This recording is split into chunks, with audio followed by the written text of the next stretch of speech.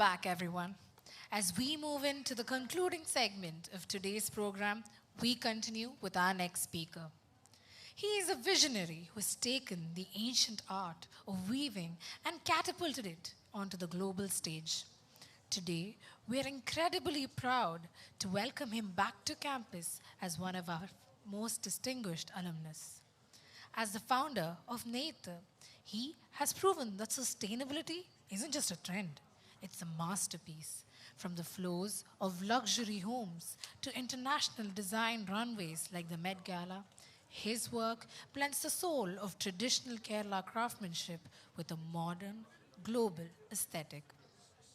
He reminds us that to move forward, we must sometimes look back at the threads that bind us. Please join me in welcoming to the Red Circle the weaver of stories and innovation, Mr. Shivan Santosh. Good evening, everyone. Standing on this stage today feels very different. This is not just any other TEDx stage for me. This is my school. Honestly, if somebody had told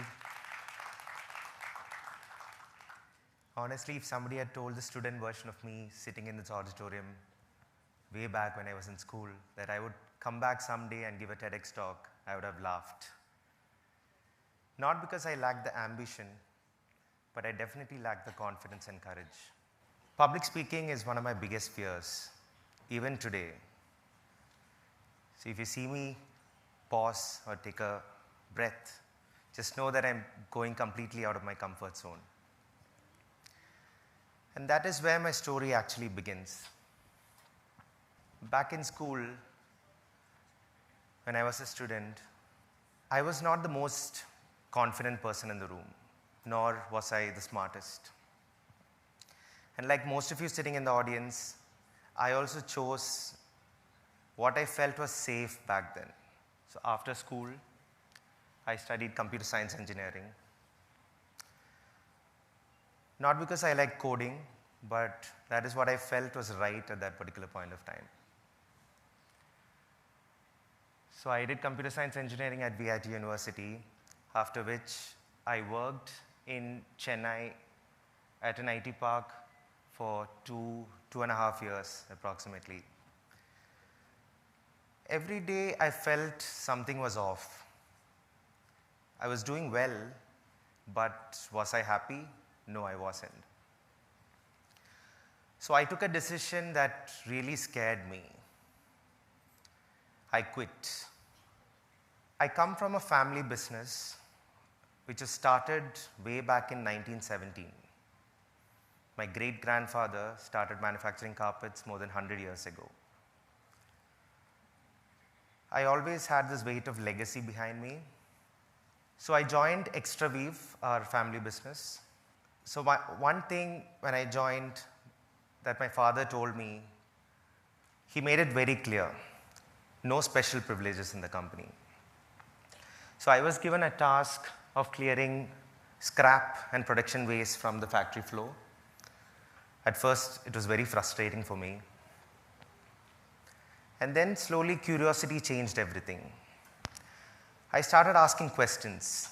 Why so much waste? Where is all this coming from? So I started going in depth into the manufacturing process. I studied the entire manufacturing process. I worked across departments. I did a Lean Six Sigma Green Belt certification, after which I initiated a Kaizen activity. It's a cost-cutting waste management initiative across different departments. And we were successfully able to bring down the production waste by more than 20% over 2 years. I was really happy. And this taught me something powerful.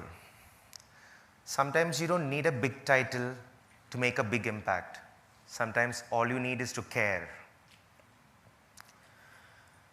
Around this time, I had another dream to study at one of the top business schools in the US. So I started prepping for my GMAT. And it was very difficult for me working full-time and preparing for my GMAT. I got scores of 580, 600, 590. I applied to business schools. I got rejected everywhere. It really hurt, but I didn't stop. I took a sabbatical from work, took 1 month off. I decided to concentrate on my GMAT. Finally got a score of 700, and I got admitted to Babson College, which is the #1 school for entrepreneurship, with a President's Merit Scholarship. I was really happy, finally felt that things were falling in place for me. Around the same time, I also met Nimisha. She's an artist, very creative. She loves designing. I'm more of an operations guy, more analytical, more into marketing. So the point is, we are very different people, but I always felt we had complementary skill sets, which kind of completes us as individuals. So we got married before we went to Boston for our MBA. Babson taught me a lot of things about entrepreneurship, how to start a company. So after graduation, I worked with a sports startup for close to 1 year. The plan was to work in the US for at least 2 years to get that hands-on experience before even thinking of coming back. But life had different plans for us. Thanks to Mr. Trump, who just came into power back then, our visas did not get approved, and we had to come back to India. No plans, just uncertainty.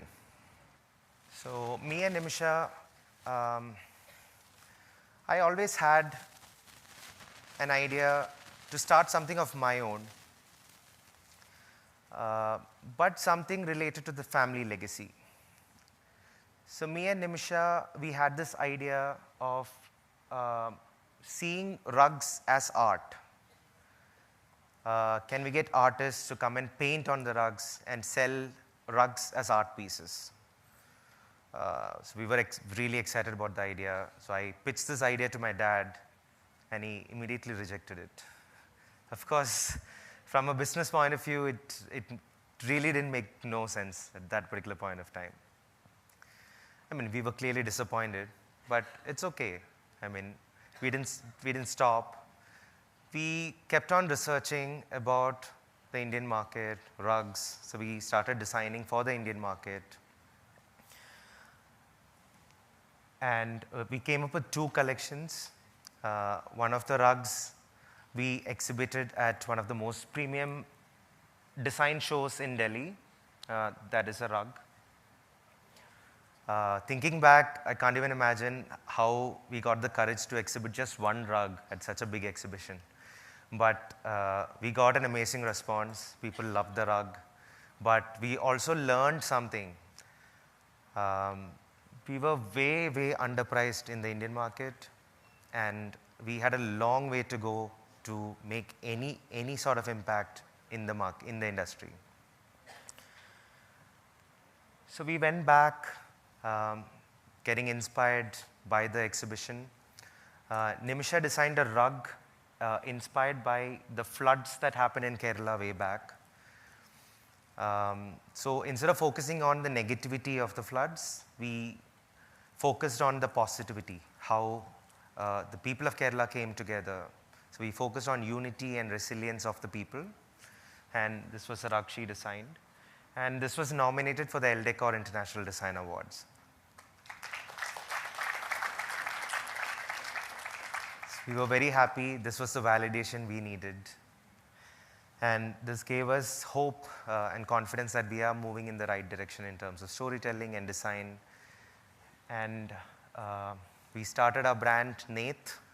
Nath means weave in Malayalam.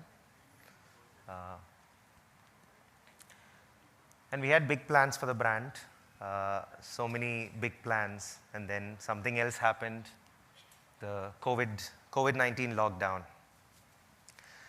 So instead of slowing down, we kind of adapted. We thought this was the right time to actually reach out to a lot of designers. So we reached out to young designers and artists who are from different countries, different backgrounds, who can tell different stories through different perspectives of their lives. A lot of these ideas failed in terms of execution and everything, but some of them were quite brilliant. These were some of the collections we made. We also slowly started building a very design-led team. We hired talent from the top design schools in India. And slowly we started building more and more collections. We made a collection inspired by Vallamkali, the boat race in Kerala, and Aranmula Kannadi, showing the craft from South India. Slowly our work started noticing, people started noticing our work not only nationally but internationally. As we grew, we faced another challenge. Breaking into the inner barrier, the inner circle of the top architects and interior designers. So they are a very close group. They don't use a lot of new brands. I mean, these are the people who build celebrity houses, the big palaces like the Rambagh Palace in Jaipur, Suryagarh Palace in Jaisalmer. So to impress them, it was very difficult. We couldn't just be good, we had to be different. So we had to keep on innovating in terms of materials, new techniques, new stories. So we kept on innovating as a brand. And I also realized one more thing. As much as a brand matters, people value people. So I started building my own personal brand. I thought it's very different, very important for me to stand out also. So I started dressing differently, started accessorizing myself differently. I wanted to be different from other people in the industry. Not to stand out for attention, but to express an identity of my own.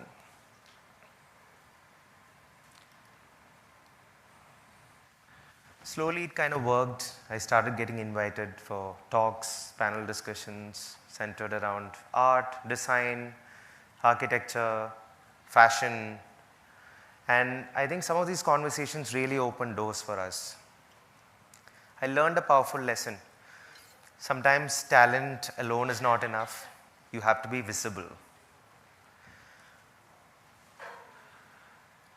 Around this time, through a long-term customer, we got an opportunity to manufacture the red carpet for the prestigious Met Gala.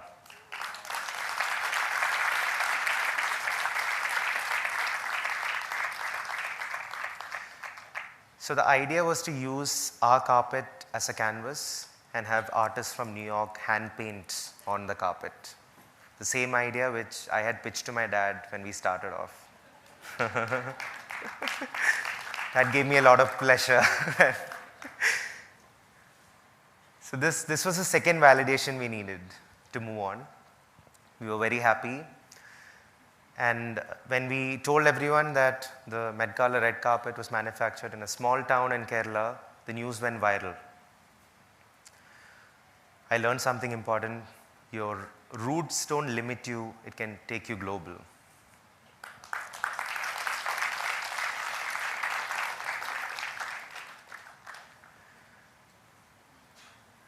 The last 3 years, our work has been recognized internationally. We won the European Product Design Award two times, one for the Bidri collection we did, and one for a very innovative Sisal tufted collection which we made. We won the DNA Paris Design Award for the collection we did on Vallamkali, which a lot of people loved. I think we won a lot of these awards not because whatever we do is right all the time, but as a brand, we keep on experimenting.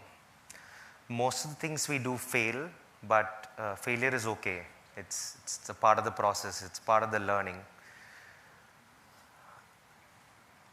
we took this idea to a different level. Last year, we opened our flagship store in Delhi. Again, we wanted the store to be very different from any other rug store, not even in the vicinity, but also in the country. The store is designed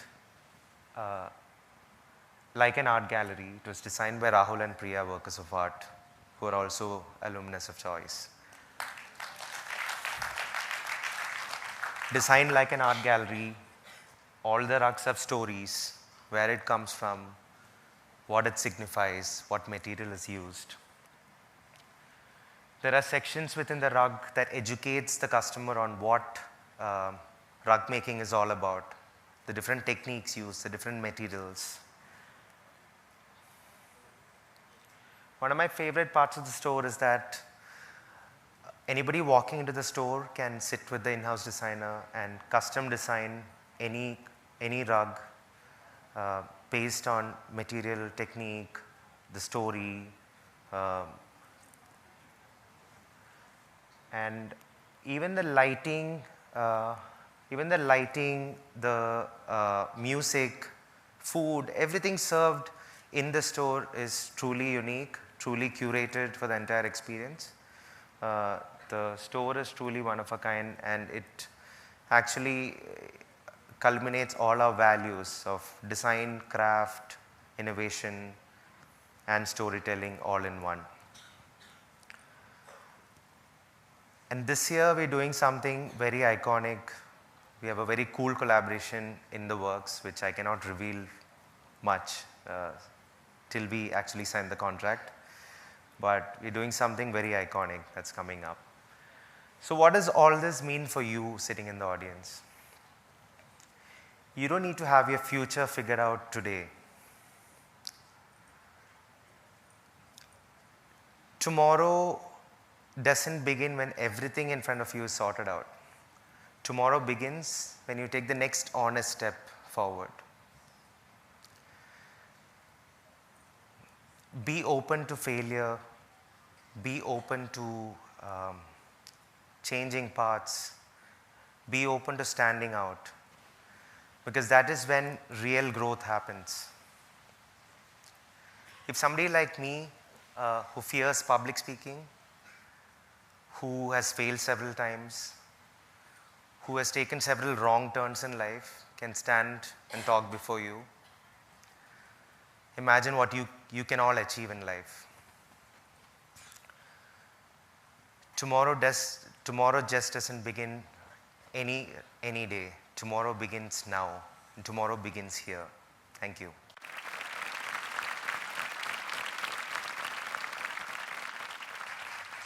I now invite Dylan on stage to present a memento to Mr. Shivan Santosh as a gesture of appreciation. Thank you.